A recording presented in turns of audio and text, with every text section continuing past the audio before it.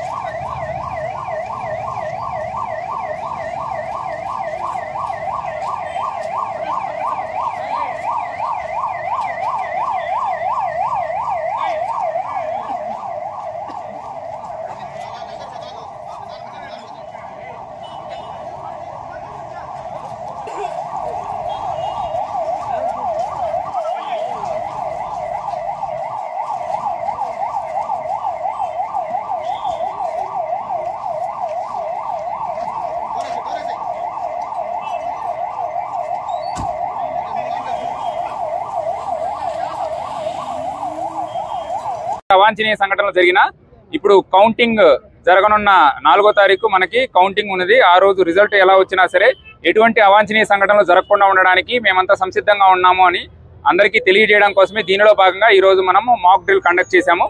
దీనిలో మనము ఎక్కడైనా సరే కౌంటింగ్ రోజు అవాంఛనీయ సంఘటనలు జరుగుతున్న ఇన్ఫర్మేషన్ వచ్చినట్లయితే మా ఏవైతే సరే ఈ టీమ్స్ ఉన్నాయో ఫస్ట్ అక్కడికి వెళ్ళడం జరుగుతుంది. అక్కడ ఉండే వాళ్ళని మనము హెచ్చరించడం జరుగుతుంది. హెచ్చరించిన తర్వాత కూడా వాళ్ళు అక్కడి నుంచి కనుక వెళ్లకుండా అన్లాఫుల్ అసెంబ్లీగా కనుక ఉన్నట్లయితే మనం ఇనిషియల్గా బాష్పవాయు ప్రయోగించడం జరుగుతుంది. దాని తర్వాత కూడా మాబ్ అక్కడ ఉన్నట్లయితే మన లాఠీ చార్జ్ చేయడం జరుగుతుంది. సో దీనికి అక్కడ ఎగ్జిక్యూటివ్ మేజిస్ట్రేట్ని కూడా మనం ఉంచుతాము, లాఠీ చార్జ్ చేస్తాము. దాని తర్వాత కూడా ఆ మాబ్ అనేది గేదర్ అయ్యి అక్కడే ఉన్నారు, నెక్స్ట్ అక్కడ ఏదన్నా సరే ప్రాపర్టీ లాస్, నెక్స్ట్ ప్రజలకి కూడా హాని కలిగిస్తున్నారు అని తెలిసినట్లయితే వాళ్ళ మీద మనము ఫైరింగ్ రబ్బర్ బుల్లెట్స్, నెక్స్ట్ అవసరమైన చోట ఈవెన్ బిలోని మనము ఫైర్ కూడా చేయడం జరుగుతుంది. మన ఉద్దేశం ఒకటే, ఎటువంటి అవాంఛనీయ సంఘటనలు జరగకుండా ఉండడం. పోల్ డే రోజున కూడా చిన్న చిన్న చెదురుమదురు ఘటనలు తప్ప పెద్ద పెద్ద ఇన్సిడెంట్స్ ఏమీ జిల్లాలో జరగకుండా మేము అన్ని రకాల చర్యలు తీసుకోవడం జరిగింది. ఇలానే మనం counting day and post counting day కూడా ఎటువంటి ఘటనలు జరగకుండా ఉండడానికి అన్ని రకాల చర్యలు తీసుకుంటున్నాం. దీనిలో భాగంగానే ఈ రోజు మనం మాక్ డ్రిల్ చేయడం జరుగుతుంది. ఇదే కాకుండా జిల్లాలో ఇంకా కొన్ని సెన్సిటివ్ కాన్స్టిట్యుయెన్సీస్, కొన్ని సెన్సిటివ్ ఏరియాస్ ఉన్నాయి, వాటిల్లో కూడా ఈ డ్రిల్ కంటిన్యూ చేస్తామని చెప్తున్నాను. Thank you very much. మన కౌంటింగ్ అయిపోయి రిజల్ట్ వచ్చిన తర్వాత కూడా 2-3 డేస్ కంటిన్యూ అవుతుంది. ఎటువంటి ఘటనలు లేని పరిస్థితుల్లో మాత్రమే 144 వెనక్కి తీసుకోవడం జరుగుతుంది.